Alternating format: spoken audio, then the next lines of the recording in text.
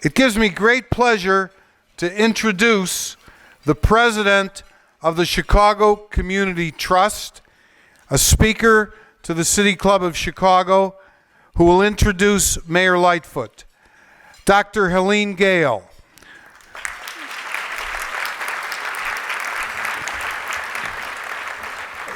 Dr. Gale is president and CEO of the Chicago Community Trust, one of the nation's leading community foundations. The trust works with donors, nonprofits, community leaders, and residents to lead and inspire philanthropic efforts that improve the quality of life for the residents of the Chicago region. Dr. Gale is the 7th executive in the Trust's history, and we're delighted that she could join with us today and introduce our mayor, Lori Lightfoot. Dr. Gale. Thank you.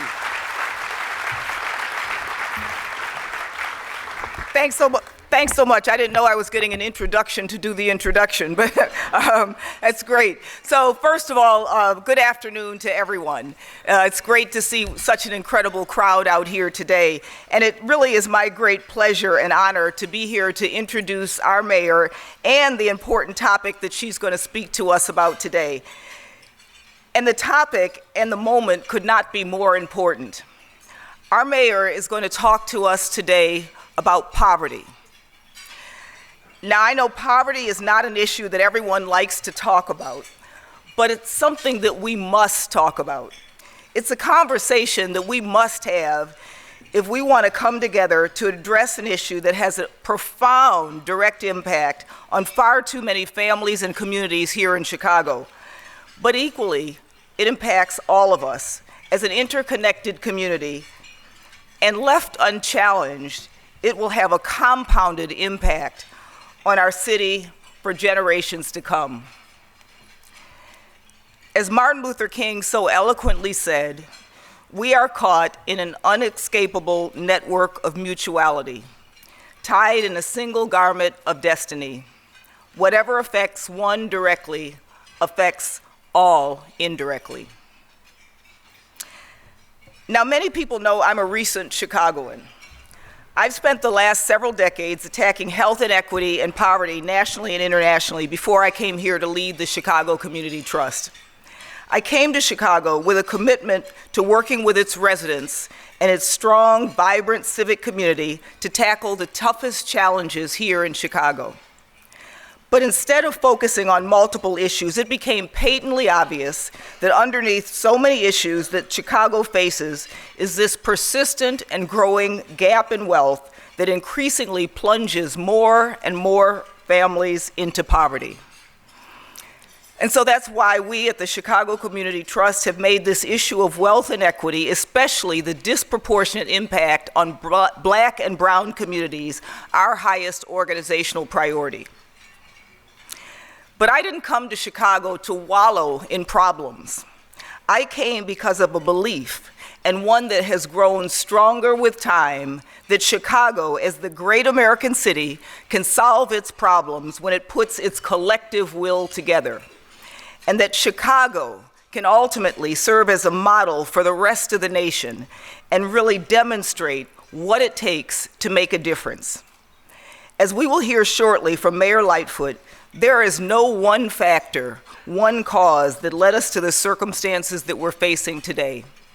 The widespread poverty, disaffection, hopelessness, and despair. The cause instead lies in systems of inequity that were created, refined, and reinforced over decades. So that's what brings us here today. We are at an historic moment here in our city. The excitement felt across Chicago for leaders like Mayor Lightfoot comes from the passion they bring to addressing more than just the consequences of poverty, but also the root causes and systemic barriers that create the conditions for poverty to exist and grow. This resolve, this fight, can be seen in everything Mayor Lightfoot is and everything she has done since taking her place on the 5th floor of the City Hall. In less than a year, we have seen the mayor and her team flip the switch on Chicago's systems of fines and fees, on fair work week, minimum wage, good governance reform, the visionary Invest Southwest program, and much more. Each step has been taken as part of her unwavering commitment to creating access to opportunity for every family, rebuilding the lives of every citizen, and overturning the obstacles that have destroyed lives and suffocated the dreams of untold millions for decades. And yet, as we are about to hear today, she is only just getting started, and we are thrilled to be her partners on this journey. It is her commitment and passion to making Chicago a city that works for everyone. One of the reasons I am so excited and proud to be in Chicago at this precise moment. So without further ado, please join me in welcoming to the stage and on this cold Valentine's Day, showing some love for our mayor, Lori Lightfoot.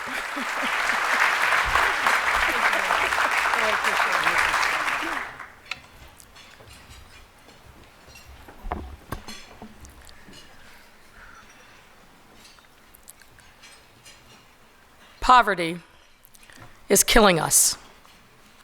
Literally and figuratively killing us. All of us.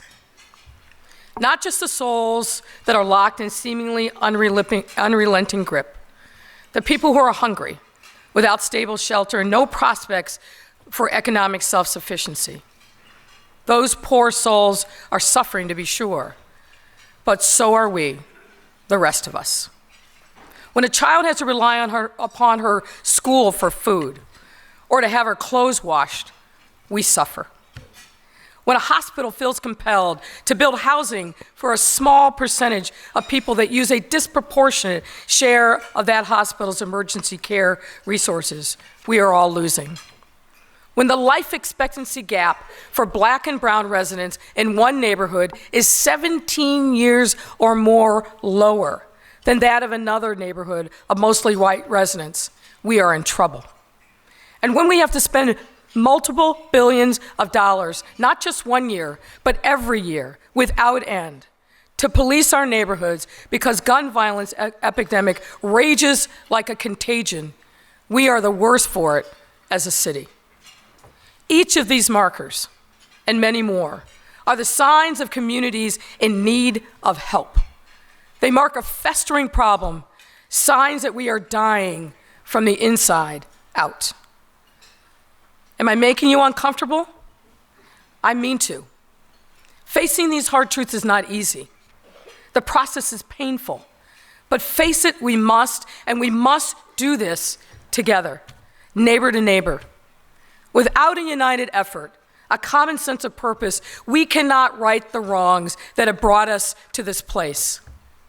For those skeptics in the room, let's look at a few facts. Nearly 22% of our residents live below the federal poverty level. That's 1 out of 5 Chicagoans. And in simple terms, this means that a family of 4, you only have $26,200 for the year to pay for housing, food, transportation, healthcare, and forget about anything extra, because the little money that you do have is spoken for, just juggling to meet your basic needs. And what happens when there's an unexpected cost? And this crushing economic reality for our neighbors is a fact that is essentially unchanged for the last 20 years. Meanwhile, 1 out of every 10 Chicagoans live in extreme poverty, meaning living at a 50% of the federal level, which amounts to $8.50 a day. 20% live on food stamps. And despite the incredible educational gains some of our CPS students are making, we live in a city where 17% of Chicagoans do not have a high school diploma, almost 1 in 5. We know without a doubt the absence of a good education and training puts a ceiling on your life's earnings and your health and well-being. And 1 out of 4 Chicagoans are forced to spend over half their income for housing, a circumstance officially sanitized and known as severe housing burden. Now let me break these issues down a little further. During the teacher strike last fall, as you can imagine, there were many things on my mind. But there were two things in particular that kept me up at night, and here's why. In Chicago public schools, over 76% of our children depend on school to eat. Over 76%. And 4.5% of our students are homeless. That's about 16,000, or roughly the size of the entire town of Prospect Heights or LaGrange. No food, no shelter. How can these children learn every day when their basic needs are barely met? When the schoolhouse doors are shut for them, as they are every weekend and all summer long, or during a strike, then what? And these sad realities underscore, in discussing what poverty is and how we should address it, we cannot just talk about statistics. At its core, poverty is the absence of resources, of jobs, of stable housing, and the elements needed for people and communities to lead healthy and fulfilled lives. The kind of things that you and I take for granted every day because we can access them in abundance. And how did we get here? Now, I could certainly point to global macroeconomic forces that have led to wage stagnation, job displacement, and a general malaise and belief that it will never be morning in America again. More locally, I could point to our pension debt, taxes too high, crime too rampant as reasons why. But if I said those things and nothing more, I would be ignoring another hard truth. We did this. We have our fingerprints all over the impoverished conditions in which so many of our residents languish. We did this historically by using government as a tool to create and enforce race-based discrimination that killed, crushed, and systematically reduced the lives of too many over generations. A whole infrastructure perfected over time and savagely enforced for centuries, which at its core embraced an ethos that Black and brown, Asian and indigenous lives did not matter, period. The past is very much our present. And we did this by voting for politicians who embrace this ethos and use every tool at their disposal to perpetuate the deprivation and disenfranchisement of people who looked like me solely on the basis of race, ethnicity, or national origin. And we continue to do this today and every day by looking the other way, saying it doesn't affect me, or the problem is too big to solve. Government, we the people, created this monstrous problem, and we the people must solve it.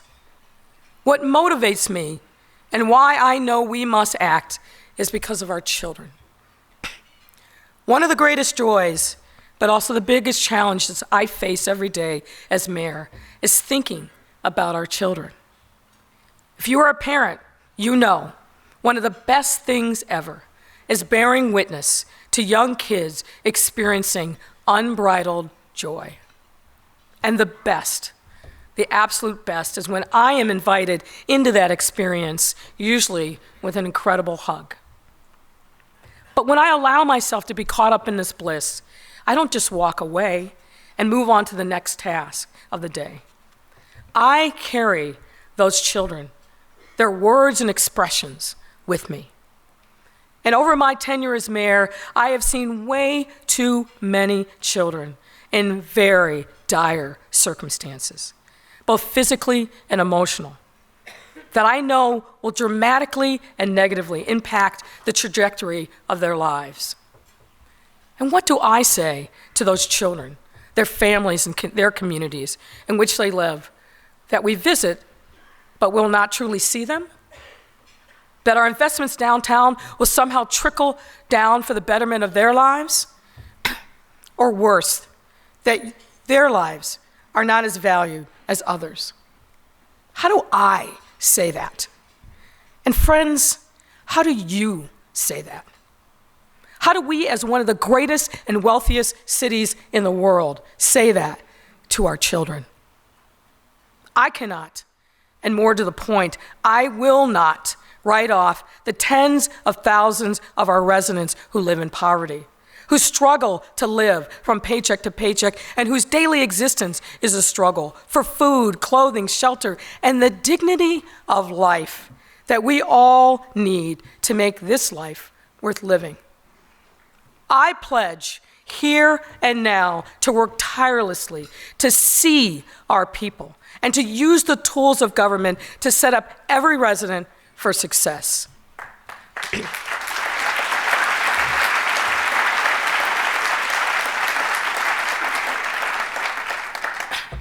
Across this country, cities and towns are facing their own reckonings with their past. Many southern cities, for example, are still wrestling with the relics of the legacy of the failed Confederacy, whether manifest through flags or statutes or holidays or customs or practices.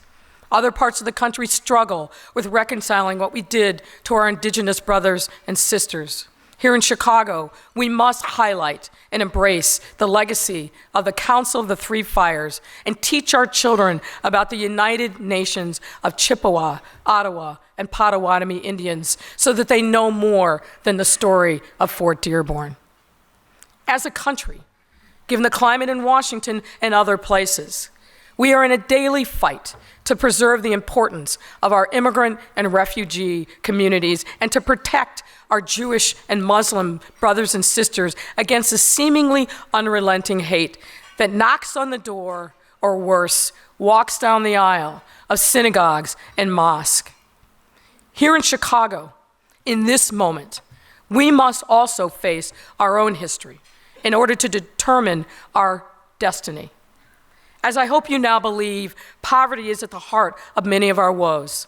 It is a significant moral and fiscal price tag that is real and growing bigger by the day. If we do not act now, boldly and decisively, we will continue to pay a heavy price. Our city will not grow. We will continue to lose population. The crisis among our less fortunate brethren will only escalate, and the burden for the rest of us will balloon into further crisis. If we do not chart an entirely new course, we must also acknowledge that we are making a conscious choice and decision that our neighbors don't matter. That is a choice we need not make. My challenge is simple. I want to end poverty in Chicago in the next generation.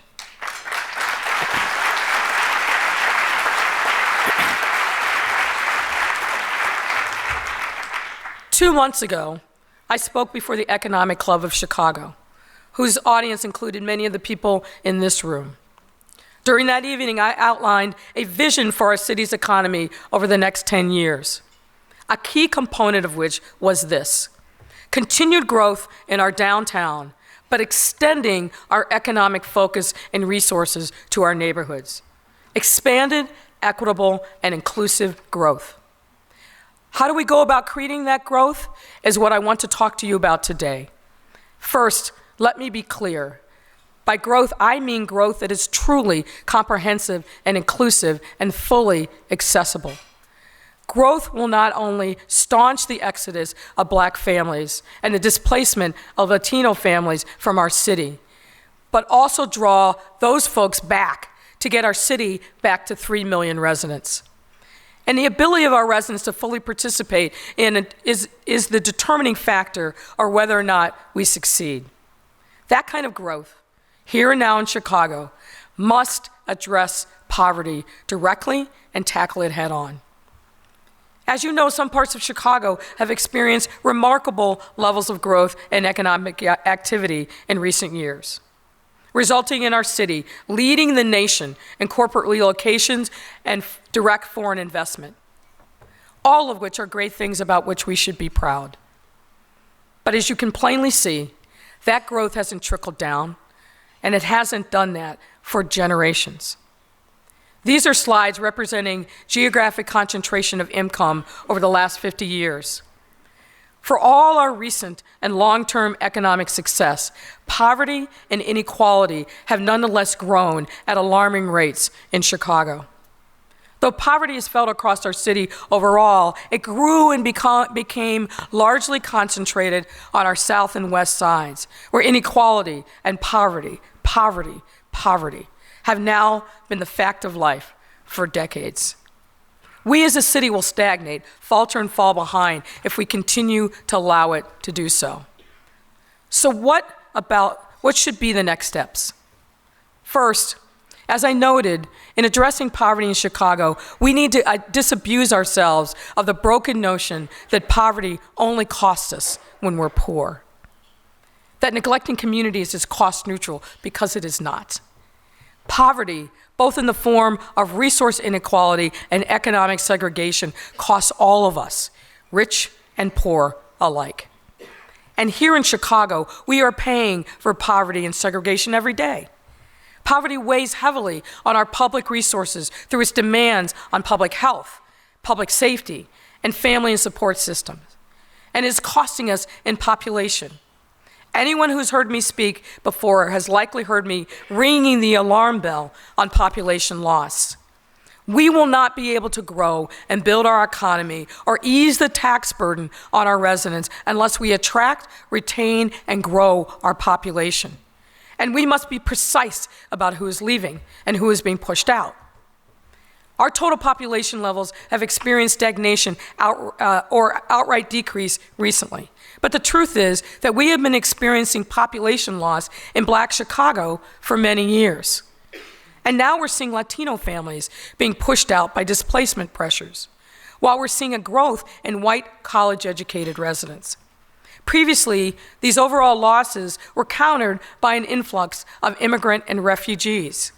However, that's no longer the case, due in part to the toxic nature of the national debate around immigration policy. The consequences of overall population loss go beyond our tax base and earning potential. They are, of course, about people voting with their feet, feeling compelled to leave their home, their neighborhood, their social networks because of inequality and disinvestment. We are currently running the risk of losing federal dollars from the upcoming 2020 census by as much as $1,400 per person per year over 10 years. A fact that could be devastating to our city and our economy, because not only will we lose a congressional district, we will also lose the economic power for our city and for our state. As I mentioned, the reasons behind our population loss are poverty and inequality, pure and simple. A fact which was underscored by a recent report published by UIC. Its author, Professor Stacy Sutton, noted, quote, "People move when home no longer feels tenable."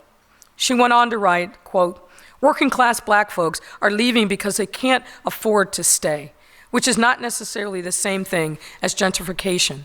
It's tied to things like fines, fees, cash bail, privatization of public housing, decline of jobs."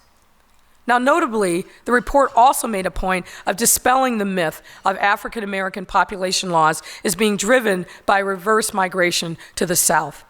Those leaving the city are more likely to stay within the Chicago region, as well as the misinterpretation that violence itself is driving population loss, whereas violence and population loss are both consequences of the same cause, that is, poverty and inequality. My friends, our people have been suffering, and they've been suffering for a long time. They are our seniors and our children. They are Black, white, brown, Asian, and Indigenous. They're gay and straight, living on the north side, south, and west sides, segregated by income and race, cut off from opportunity, and trapped. In a city like ours, where geography determines destiny, a child can be born in the wrong zip code, exposed too early and often to the anxiety, trauma, and violence of poverty and disinvestment, develops hypertension or addiction or depression, or has their own children while they're still children, or all of the above. But whatever the cause, the result is the same. They grow up poor. They slip off the grid. And then, if they live and are lucky, they fall into societal safety nets like a fly in a spider web, living paycheck to paycheck, old cars that continually break down, worrying about the power being turned off, and seeing parents struggle every day to avoid financial catastrophe. I want to be clear that the conditions of poverty and economic hardship are not an attribute. Those men and women, those families, and those communities of concentrated poverty in Chicago are among the strongest, most beautiful, most dynamic, and resilient in our city.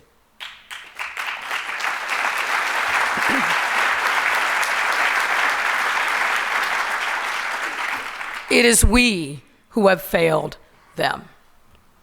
Part of the reason I care deeply about these issues, because that story is one that I lived, in part as a child.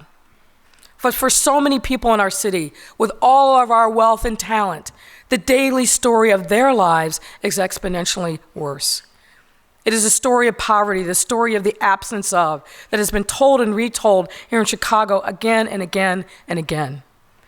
They are our neighborhood's strength, but our government and their city have not treated them as such. So the second thing we can do, right here and right now, is say, enough is enough.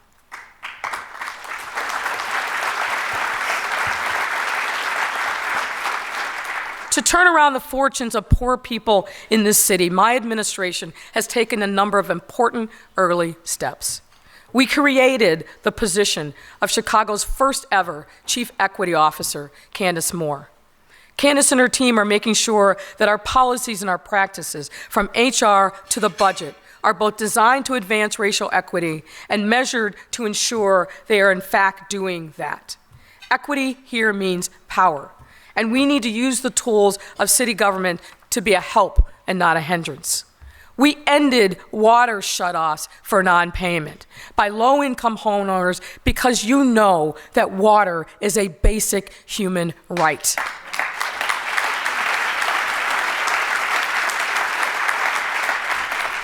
We embarked upon an ambitious and ongoing reform of our fines and fees, so we stopped trying to solve the city's revenue problems by taking money from poor people. Instead, we have started giving them a chance to get right and keep a job to help our economy and their family. People should not be driven into bankruptcy, lose their driving privileges, lose their cars because of parking tickets or a city sticker ticket.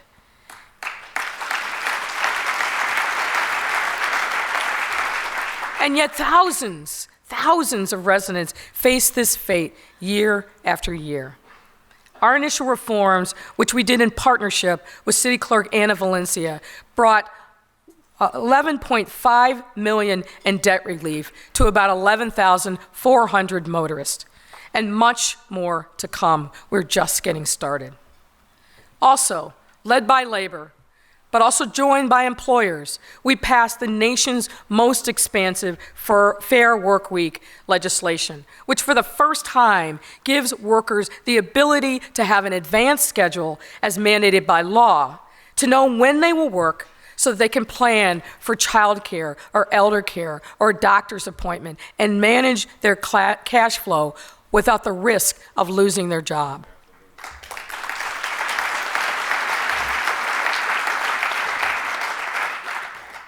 We also passed an ordinance to increase the minimum wage now, so that the fight for 15 will be won in July of 2021 and not later. And we also eliminated the discriminatory and offensive sub-minimum wage for workers with disabilities. And we are working with employers and community groups to ensure that every resident who earns public benefits through the Earned Income Tax Credit are actually able to access them and use them. That's getting cash into people's pockets, cash that they've earned. We have also embarked on Invest Southwest, our ambitious $750 million Marshall Plan for a pilot of cohort communities on our south and west sides that are brimming with potential, but have been subject to generations of disinvestment and outright wealth stripping. We will change that around.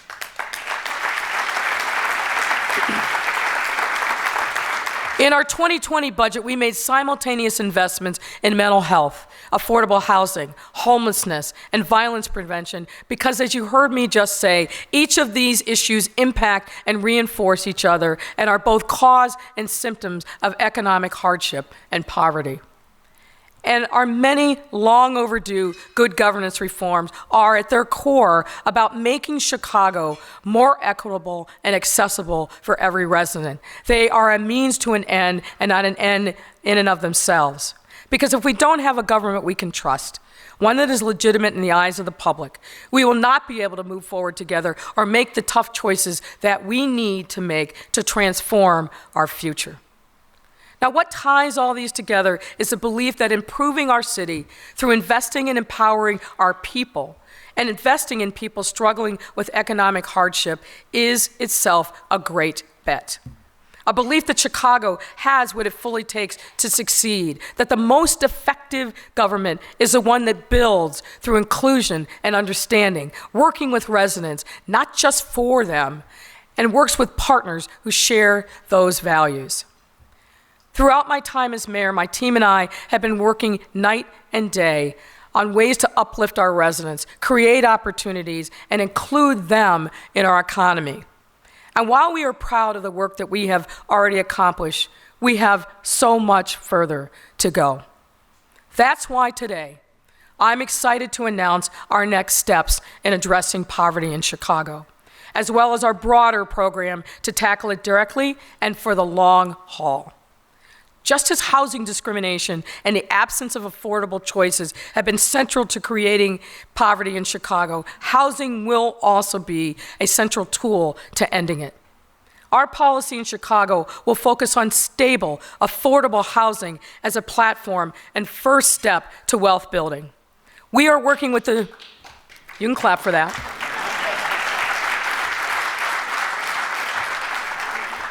We are working with a variety of stakeholders to complete a tenant protection package designed to help residents by giving them a fair chance to stay in their home, get a job, and build stability. The first part of this package will include an ordinance establishing just cause for eviction. Based on a recent study of data from 2010 to 2017, approximately 25% of all evictions are no fault, meaning the tenant did nothing wrong, but had to move anyway. These no-fault convictions can give tenants as little as 30 days' notice to move. 30 days to find a new place to live that you can afford, that's close to work and other responsibilities, is barely any time at all.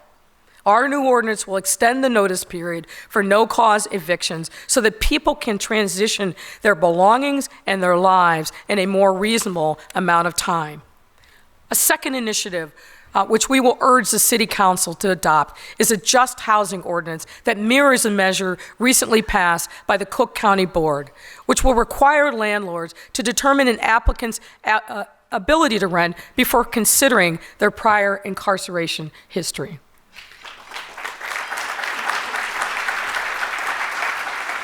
And why do we need this tool? Well, the reason is that nearly 80% of Chicago's formerly incarcerated individuals are denied housing. That is hundreds of thousands of mostly black men who are shut out of being able to get an apartment after serving their time.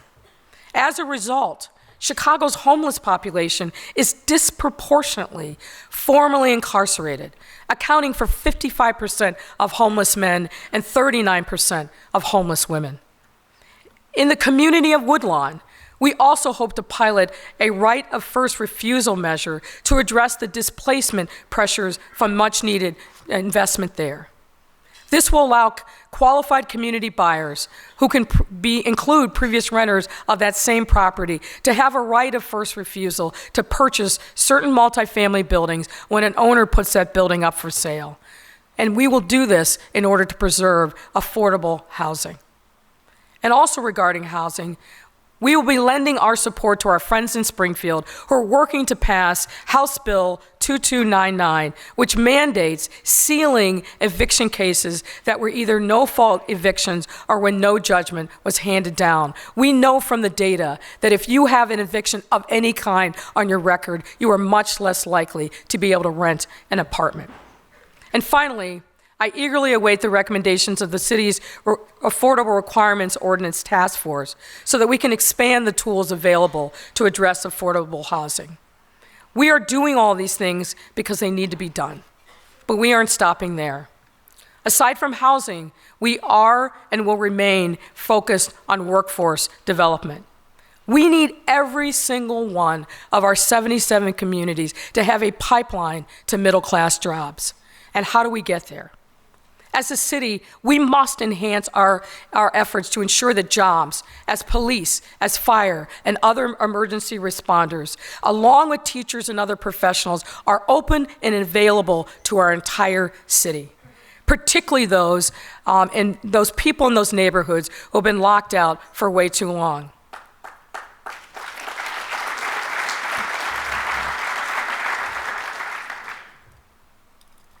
When a graduate of one of our police or fire academies walks across the stage, they are walking into a middle-class life. That life and all the benefits of middle class that those jobs bring must be open to all of us.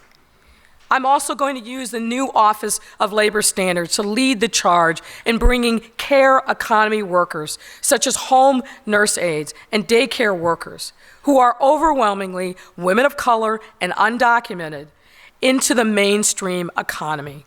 For those workers, the home is a workplace, and it's time that we start treating it as such. And I will be calling on our friends in organized labor with a louder and more persistent voice to open up the trades to even more Black and brown communities and more women.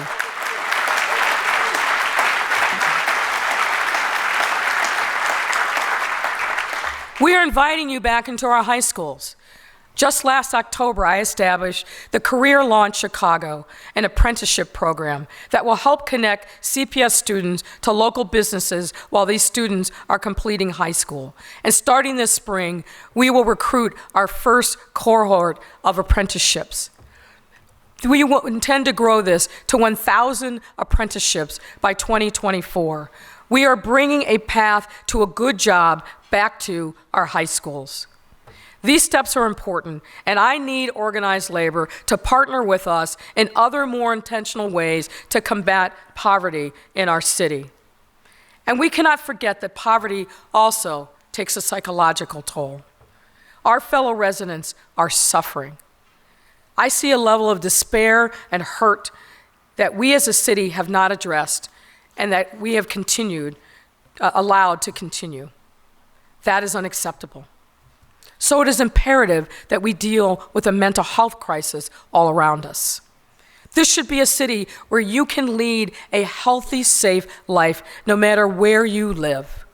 The reality today is that where you live, to be blunt, very much determines the quality and length of your life.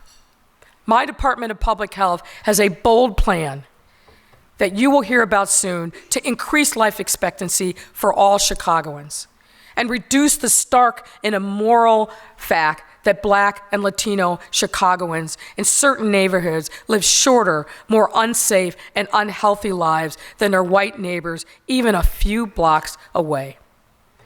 Also regarding healthcare, we have a number of important initiatives underway which will also impact poverty. These include the Family Connects program, also run by Public Health, which places a nurse in the home of new Black mothers in order to reduce the crisis where new Black mothers are dying after giving birth.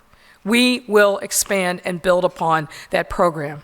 Because violence is a public health priority and poverty problem, my new Office of Violence Prevention is leading the charge to partner with communities to prevent violence while also working to strengthen community capacity to change the trajectory of families. That office's work is just beginning. We are also treating the opioid crisis as a public health problem, not primarily a law enforcement problem.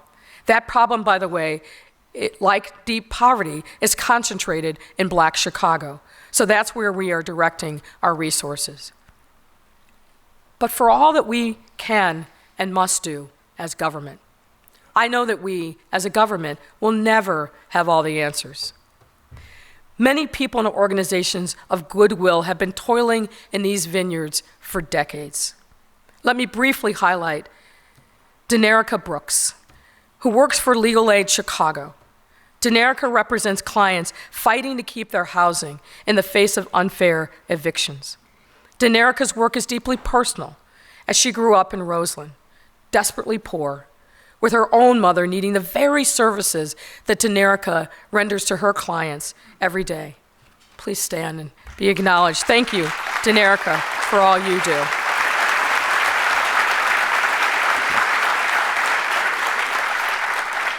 Our city needs to uplift the work of Denerica and the countless others, and we need to move boldly forward together.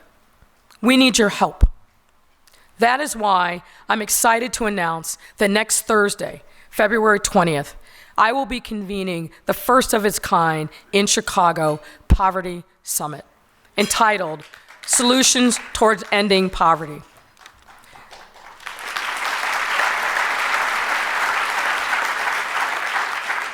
Our hope is that we will catalyze a citywide, multi-sector movement to address poverty, create a first-of-its-kind, community-centered plan to end poverty in a generation, spotlight the ongoing commitments and cultivate partnerships, and make Chicago a hub for innovation in anti-poverty and economic mobility work. And I am inviting all of you to be a part of it. Our goal is to end poverty in Chicago in a generation, and in doing so, transform the economic map of our city. To stop fighting with one hand tied behind our back and unlock the full power and potential of our neighborhoods, every neighborhood. To give every resident and a family a shot at the lives we all want to enjoy. Our people's struggle cuts to the core of the profound challenges that we face as a city, and all of it is holding us back. We will solve this problem because it must be solved to realize our full vision of who we can be. Our greatest success is when all of us are succeeding. Now, I'm certain there are some in this audience, or some who will hear about my words today, who will wonder why I would ever talk about poverty, or worse, make meeting this challenge in a generation a signature part of my administration's work. Some likely believe that tackling intergenerational poverty, the kind that Denerica grew up in, is simply too big a challenge. Not too big to fail, but too big to succeed. Now, anyone who knows me knows that telling me you can't, particularly in the face of righting a wrong, gets me fired up to prove the skeptics wrong. And if not me, who? Look at me. Think about my life's journey. I am called to this challenge because if I look away, I am denying a part of myself, a part of my story, my history. So when I look at this challenge, I think, there but for the grace of God go I. Now, I am a Christian, a person of faith, and I believe in the teaching that is found in James chapter 2, which tells us that faith without works is dead.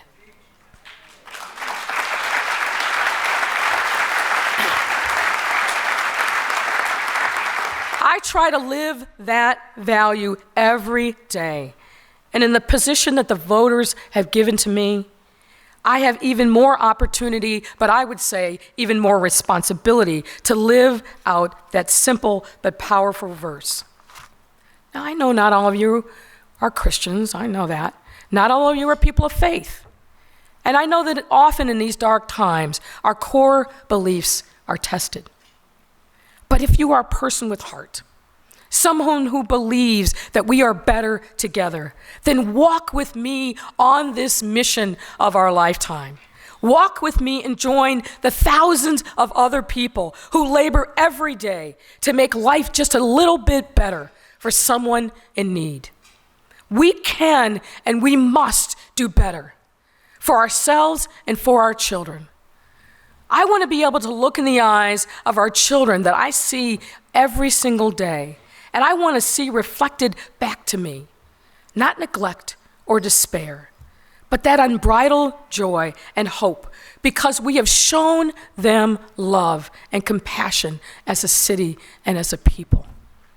Join with me. Thank you.